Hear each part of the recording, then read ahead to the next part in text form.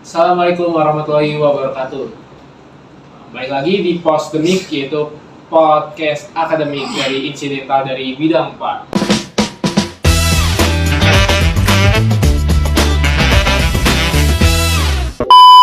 Dimana dengan saya sebagai host yaitu Dimas Idrista. Di sini saya selaku anggota dari bidang 4 Hima PGSD FKIP Uhamka yang akan memandu acara kali ini. Jadi kali ini tuh kita memiliki narasumber yang cukup terkenal di UHAMKA yaitu dari semester 2 dan semester 4 Prodi PGSD UHAMKA. Kalau gitu langsung aja kita panggil. Yang pertama ada Dimas Anum. Halo Dimas, gimana kabarnya? Baik Bang. Dan narasumber kedua kita ada Muhammad Rifkai Iskandar. Halo, gimana Bang? Kabarnya Bang? Jadi gimana jalan-jalan kesini ya? Lancar? Ya, lumayan macet sih tadi. Tadi berangkat lewat mana? Lewat Ramadjati tadi. Kalau Bang Dimas? Lewat Ramadjati. Oh, Keramat Jati juga. Rumahnya di mana? Saya di Jakarta Barat, Tanah Sereal. Serial, makanan? Iya. Wah, enak. Bang Dimas? Di Jakarta Barat. Oh, Jakarta Barat. Berarti jauh-jauh juga ya dari sini. Iya, lumayan. Sebelumnya boleh diperkenalkan diri dulu dari Bang Dimas dulu. Perkenalkan, nama saya Dimas Anom, semester 2 PGSD FK Uhamka. Halo Bang Dimas. Halo Bang. Oke. Nama saya Muhammad Rifai Iskandar Yunianto. Saya dari semester 4, Prodi PGSD, Fakultas FKIP UKMK. Halo Bang Fai. Ya, halo. Jadi gini, alasan saya ngajak kakak-kakak ini ada yang mau saya bahas nih. Kan kita kan di FK UHAMKA ya, banyak nih kayaknya masalah-masalah yang sering banget dihadapi sama mahasiswa dari FK UHAMKA terkhususnya. Kan abang kan dari semester 2. Iya. Jadi saya mau tanya dulu sih, awal itu kayak gimana sih alasan abang itu bisa memilih FK UHAMKA itu sebagai prodi yang abang mau gitu? Apalagi terkhususnya PGSD, itu gimana? Jadi yang pertama kan mau masuk negeri itu kan tidak diterima. Terus yang selanjutnya itu mau ambil yang fakultas teknik. Oh, Terus ya fakultas teknik kan intinya kan akreditasnya belum. iya, akreditasnya belum tinggi. Terus saya milih langsung ke UHAMKA PGSD ini. Berarti alasan abang masuk ini lebih khusus itu kayak akreditasinya udah kaya. Iya. Menurut abang gimana? Iya, UHAM kan memang terkenal dengan prodi PGSD-nya sih yang paling unggul gitu. Iya, itu benar. Biasanya unggul banget. Saya sendiri pun setelah ketolak dari universitas negeri, saya memutusin untuk ngambil UHAMKA karena dari awal saya memang pingin masuk PGSD gitu. Terus saya dikasih rekomendasi dari teman orang tua saya kalau ada nih universitas yang bagus tuh UHAMKA PGSD-nya ini unggul gitu, banyak lulusan dari PGSD UHAMKA yang jadi guru gitu, yang jadi SN. Nah dari situ saya tertarik untuk masuk UHAMKA gitu. Iya, jadi emang benar ya, di UHAMKA itu emang akreditasinya tinggi. Tapi menurut abang-abang berdua nih, kan dengan akreditasi tinggi itu dan biayanya menurut kita juga pasti tahu lah ya seberapa. Itu menurut kalian tuh UKT segitu tuh worth it nggak apa yang kita dapat di UHAMKA ini? Worth it banget. Worth it banget. Ya kalau menurut saya sih itu masih 50-50 ya, karena ya mungkin jika keinginan saya itu mungkin bisa diturunkan lagi gitu ya. Itu berarti harus ngomong ke atasan aja ya. Oke, jadi alasan abang-abang ini masuk ke UHAMKA itu lebih ke akreditasinya yang lebih unggul pada kampus-kampus lainnya. Ya, Iya. Bagi di FKIP itu emang akreditasi itu lebih tinggi karena dia itu udah A unggul dibanding kampus-kampus lain. Iya. Nah, jadi kalian yang mau daftar ke UHAMKA segera mendaftarkan diri kalian segeranya karena pendaftaran itu masih dibuka. Karena UHAMKA ini termasuk salah satu kampus terfavorit di Jakarta, yaitu menduduki peringkat 1. Apalagi di PGSD-nya kita sudah mendapatkan akreditasi A unggul. Dan nggak kalah juga kampus-kampus Uhamka lain juga akreditasinya juga udah cukup tinggi. Oke, jadi abang ini sebelumnya dari abang Dimas dulu deh. Saya mau nanya, kan abang kan sebelum kan baru masuk ini juga ya, Iya. jadi kan masih mahasiswa baru juga. Abang itu dulu sebelum masuk kuliah itu kerja dulu kan apa langsung sekolah atau langsung masuk ke sini? Langsung masuk ke sini. Langsung masuk sini, berarti dari SMA SMK? SMK, SMK, jurusan komunikasi dan jaringan. komunikasi dan jaringan. Itu kalau dilihat dari PGC itu udah cukup bilang ya Bang? Iya, Jauh. banget jauh. Terus kenapa abang itu bisa milih PGSD Uhamka itu jadi jurusan abang sekarang? Karena kan dilihat dari itu kan juga benar-benar beda banget ya. Pasti kan adaptasi dari apalagi dari jatuhnya informatika itu ke PGSD kan pasti kan susah ya.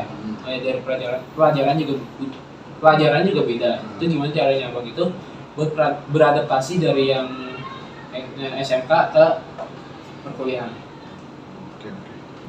Jadi itu pertama itu saya mengambil jurusan teknik komunikasi dan jaringan yang sebelah. Yang di bawah itu ya? Iya, yang bawah. Oh, kampus E ya berarti ya? Iya. Kampus ini. Oke. Iya, aja kali. Terus saya dapat rekomendasi dari kakak saya, ini kampus Uhamka PGSD-nya unggul, kamu emang nggak mau nyoba? Ya saya coba masuk, beradaptasi dengan lingkungan di sini.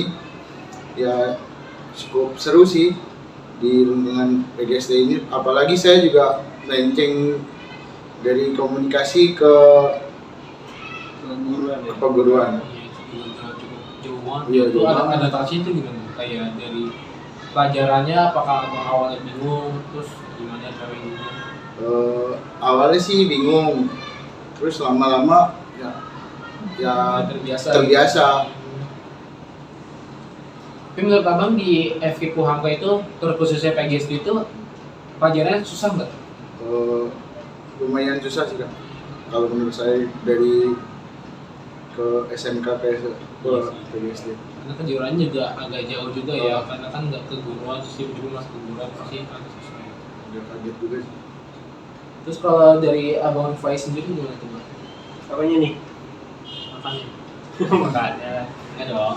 Adaptasinya gimana? Oh, Dari abang sebelumnya SMA apa SMK? kalau saya SMA ngambil IPS. Oh itu ya.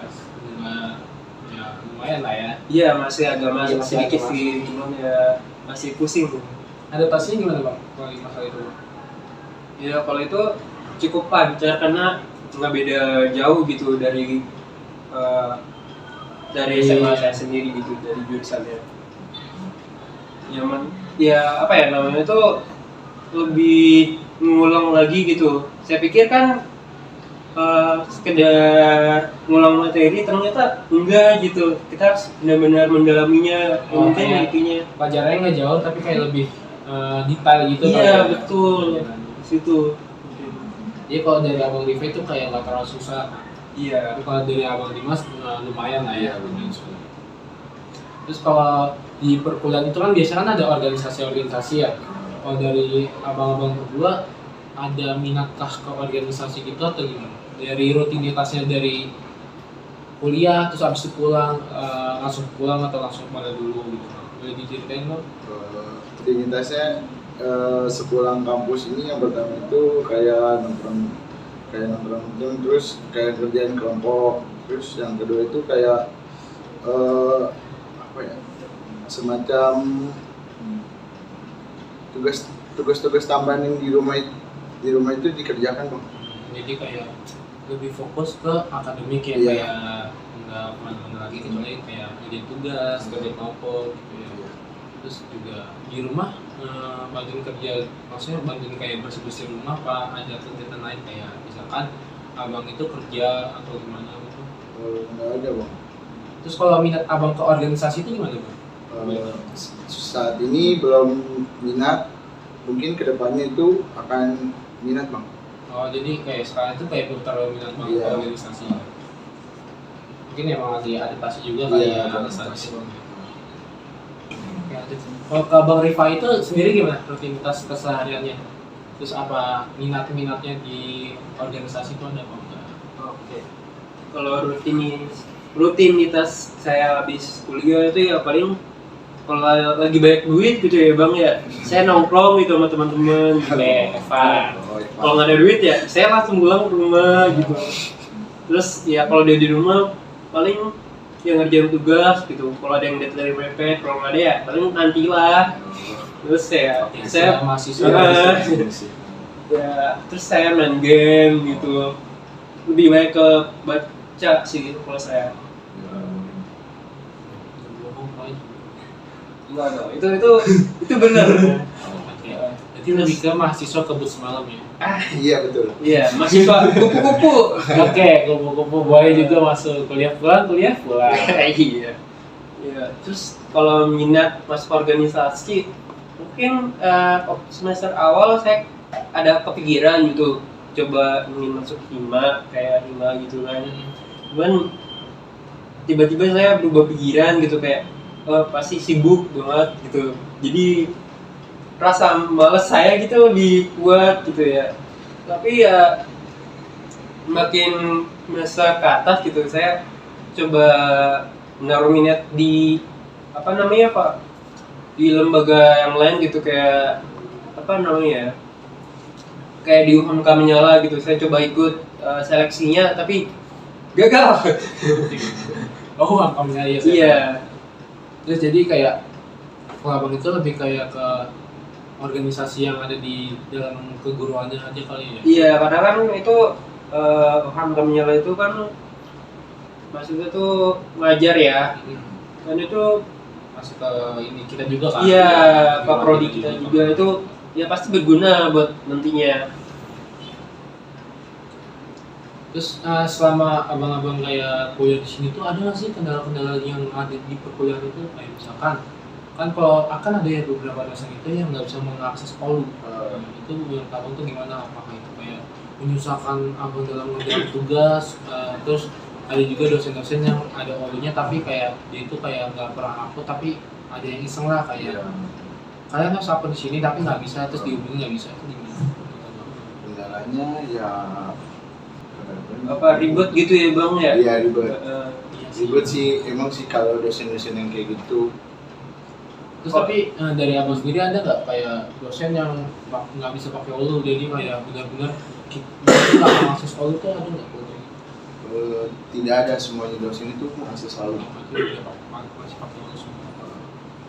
Kalau di apa semester sebelumnya di saya itu ada Bang.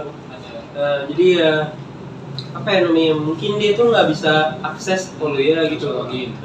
Terus jadi mahasiswa tuh disuruh mengumpulkan via email ataupun via drive gitu. Kalau drive pasti ya banyak lah, kayak video kan itu masih drive ya masih banyak enak lah kalau di drive kalau video. Sedangkan kalau tugas itu banyak kan dikumpulin lewat email gitu. Nah itu saya pernah ada terkendala karena dulu kan HP saya tuh udah penuhan memorinya ya kan. Kalau ngirim email tuh nggak bisa, hal nge-lag gitu. iya nggak bakal kirim gitu Bang. Jadi itu masalahnya tuh kalau di saya tuh. Tapi kalau kayak gitu abang ada kayak misalkan kayak minjem punya teman dulu gitu buat ngumpulin apa gimana? Oh, kalau mungkin punya teman iya, saya pernah. Terus menghubungin via WA ke dosennya langsung juga saya pernah gitu. Nah, PJI juga pernah. Ya gitu. Itu tanggapannya positif. Ya kalau lewat PJ sih ya cukup positif. Cuman kalau ke dosennya gitu kadang mungkin sibuk kali ya Bang ya, jadi ya nggak dibalas gitu. Ya mungkin udah diserahkan ke PJ-nya gitu dosen. Terus kalau dari dari Bang Rifai dulu deh, masalah kendala yang ada di Olu, menurut abang itu Olu itu membantu abang banget nggak sih dalam pelaksanaan tugas itu? Apa malah membuat abang lebih ribet dalam tugas? Oke. Kalau menurut saya sendiri tuh membantu, tapi masih ada kekurangan menurut saya. Boleh disebutin dulu apa aja? Ya, yang pertama itu kadang servernya masih suka bermasalah. Terus yang kedua, batas pengumpulan file. Nah itu cuma 2 MB. Ya Bapak, mohon maaf itu misalkan kalau ada yang tugas foto-foto gitu ya Pak di itu file gede. iya. jadi mahasiswa harus kompres Iya, terus betul. kan. Itu di situ sih Nah, sulitnya. berarti yang lebih ribet itu ke lebih ke ukuran ya sama ke server. Iya. Oh dari apa? Sama sih bang. Oh, berarti kurang lebihnya sama kayak masalah pertama server yang Iya. kadang suka nge-lag lah ya Iya. gitu. Itu kedua itu masalah ke ukuran filenya. Jadi kalau itu nanti ya bisa lah dia upload itu lah ini Iya. harus dimasukin. Pembahasan selanjutnya itu ya tahu lah ya anak kuliah itu pasti kan stres. Ya kan? Iya betul sekali. Gimana stres nilai terus ngadepin dosen-dosen gitu. Iya. Biasanya kalau dari abang-abang itu kalau masalah udah stres itu biasa kan tuh kemana? Apakah itu nonton sendiri? Apa harus liburan gitu? Gimana caranya abang itu have fun untuk menghilangkan rasa jenuh sejenak? Pertama mungkin dari abang Rifai dulu ya. Kalau abang Rifai itu gimana tuh cara healing terbaiknya? Oke, lagi stres. Kalau saya paling yang kayak tadi saya bilang gitu, saya kalau udah pulang saya suka baca gitu ya bang ya, itu buat saya healing gitu, itu ya healing sebentar gitu. Kalau Senin sampai Jumat gitu kan, Sabtu Minggu libur nih bang ya, itu paling saya jalan keluar gitu, entah itu ke tempat wisata ataupun ke event-event gitu ya. Paling gitu. Kalau pas liburan semester kan itu lumayan panjang ya. Itu kadang suka ada yang ngajakin jalan-jalan gitu, entah ke Curug atau kemana gitu. Siapa tuh? Temen cowok ya bang ya. Temen cowok. Nggak ada perempuan. Oke, percaya kok bang. Oke, Siap. siap. Jadi lebih kayak kalau kesehariannya itu lebih ke baca buku. Iya, karena itu juga healing gitu buat saya. Itu baca buku itu hobi atau gimana maksudnya? Ya lebih ke hobi sih, soalnya saya bacanya kayak ya komik gitu. Terus ya kadang-kadang baca novel gitu, cuman nggak sesering baca komik. Oke. Kalau dari abang Dimas sendiri itu gimana cara healing terbaiknya? Yang terbaiknya ya yang setiap hari ya bang ya. Iya. Setiap hari tiap malam itu. Tapi masa iya setiap hari stres? Enggak bang, kalau lagi stres doang. Oh iya betul. Berarti kan setiap hari loh. Iya, kalau lagi stres doang itu kayak main Mobile Legends. Oh. Tapi kalau mau main Mobile Legends tuh kayak makin stres ya, apalagi kalau kalah terus tuh last rank. Gimana tuh bang? Enggak juga bang, tergantung tim. Oh, ternyata. Berarti abang mabar ya? Iya. Waduh, partian. Oke lanjut. Cuman kalau lagi jelek, Waduh, udah. Pagi sinyalnya, terus tiba-tiba Waduh. Ayah nelfon, tugas ayah nelfon. Ada nelfon. Putus ya ya. Udah capek. Selanjutnya itu kayak masa-masa liburan yang kemarin itu kayak teman-teman dari semester 1 itu ngadain ke Puncak. Puncak. Akrab. Iya, akrab. Jadi kayak lebih ke anak-anak nongkrongan aja ya. Iya. Kayak sering ke puncak. Eh, Tapi kan kalau lagi kuliah gitu kan susah ya buat liburan kayak gitu. Kalau mau ngagitnya pas di liburan apa sih semesteran atau di Sabtu minggunya tuh gimana? liburan semesteran sih bang. Oh, berarti kayak liburannya benar-benar liburan itu benar-benar dipakai buat healing itu. Berarti stresnya wah, gila sih bang kalau kayak gitu bang. Kalau abang kan kayak setiap minggu nih jalan kan, tidak tahu jalan sama siapa juga. Ya, Ya kan setiap ya minggu sengaja sih. setiap seminggu itu ada ekspresi yang baru Iya, ya. ada lah. Terus kalau liburan di per semester kan, justru saya kalau libur semester tuh agak stres ya, soalnya iya bener. banyakan di rumah gitu, kemana-mana. lebih gabut.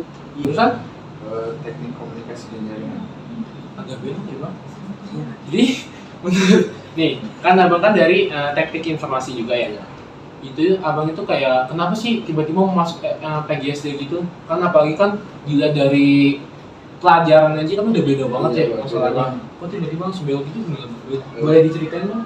Tadinya tuh kan mau masuk negeri Hmm. yang di Universitas Teknik itu Hmm. gitu. Terus saya mau daftar di Wangkeng sebelah yang teknik, terus akreditasinya juga kurang Iya. bagus. Terus saya dapat rekomendasi dari kakak saya mau terus Oke, mungkin segitu aja ya post topik dari kita. Dengan tadi juga ada beberapa kisah dari Abang Dimas Anu dan juga ada beberapa kisah dari Abang Rifai yang dimana yang diceritakan itu tentang kisah-kisah mereka itu pertama kayak alasan mengurus UHAMKA, mengapa mereka memilih UHAMKA sebagai prodi mereka yang di jalan sampai saat ini. Itu ada juga rutinitas mereka dan juga kendala-kendala yang sering dihadapi di perkuliahan juga. Tadi udah jelasin, terus juga ada ini juga yang terakhir itu ada kayak gimana sih cara menghilangkan stres sebagai versi mahasiswa gitu kan. Mungkin segitu aja video dari kita. Oke, kalau gitu mungkin Sampai jumpa kita lagi. tutup aja kali ya acara kali ini. Terima kasih Bang. Terima kasih kepada Abang Dimas juga, Iya, Abang Rifai yang sudah menjadi narasumber kita kali ini.